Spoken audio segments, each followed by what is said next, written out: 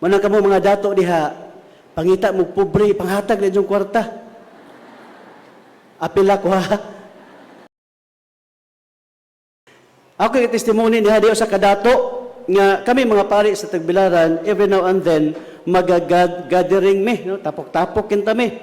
Kunya, tagay-tagay ginagmay, istorya, sugsuganay, aron labi na among day off. Gatagay-tagay, may anya printer mong pangatawa, hingkalit og abot ng usa ka dato, tag-iya, dato gid siya. Daghan sila mga businesses. Ang iyang komentaryo hangtod karon di na ako makalimtan. Maingon siya, pwede ba mga padre, baylot ang kinabuhi, usa lang ka semana? Mano man daay sir? Lami ka dyan ang injong kinabuhi kay tininuod ang inyong pagkatawa, tininuod ang inyong enjoyment, ako in taon, wadyo ko kasuway na anak sukad kong nadato. Mauna mga igsuon, no?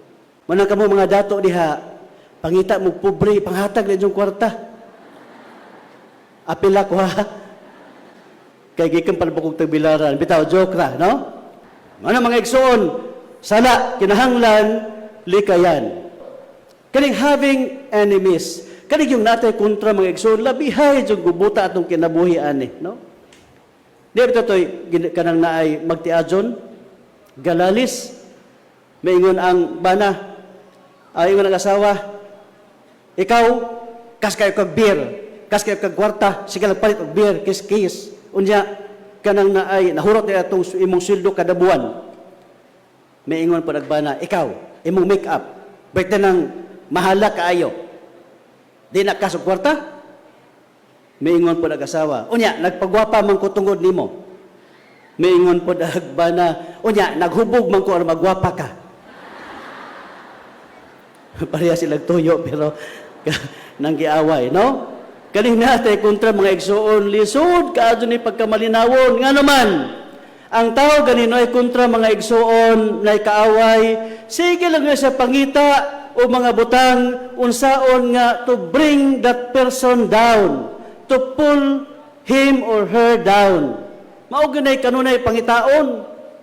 Ya sigilag gubot ang hunana sigilag kasuko. Mao nang epekto sa dunay kaaway mga igsuon ug mao nang troubled kaayo ang kinabuhi. Usahay mag-devise og istorya aron dauton ang tao nga iyang gikaaway. Usahay ang kasing-kasing magbuto-buto, maglungot-lungot, tuwa nag-ilugag asawa ay kanahang dako. Nya ingon ba Ginoo mga igsuon, bana depod, bana pod, no? Ingon ba Ginoo mga igsuon nga, forgive your enemies and pray for those who persecute you.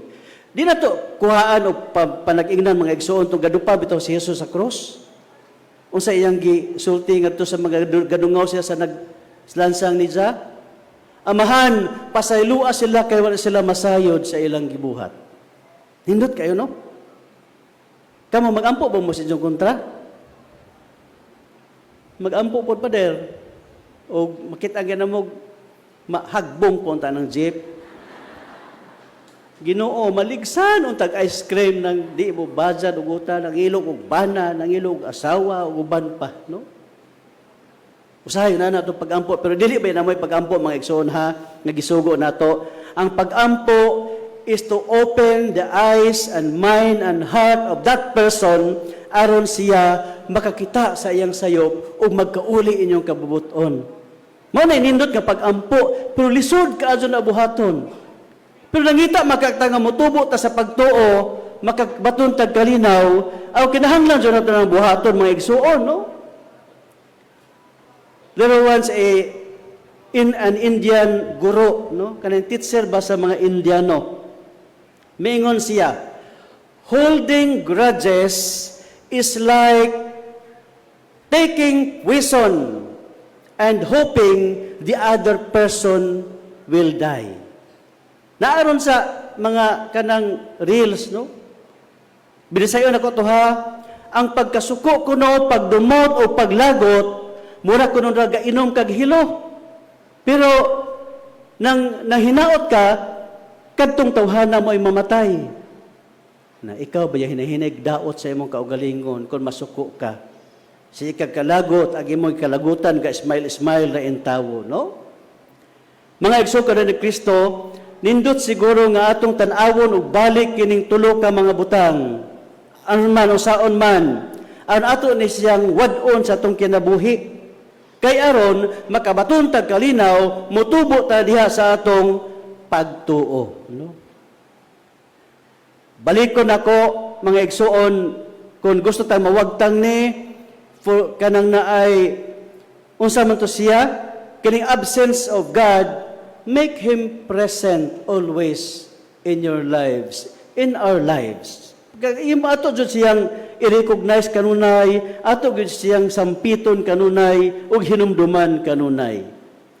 Ikaduha, kung dunay presence of sin diya sa atong kinabuhi, pangayog pasaylo. Maura dyan na ibugtong antidote sa pagka-aron dili magkagubot imong kinabuhi. Pagig-uli, gyud.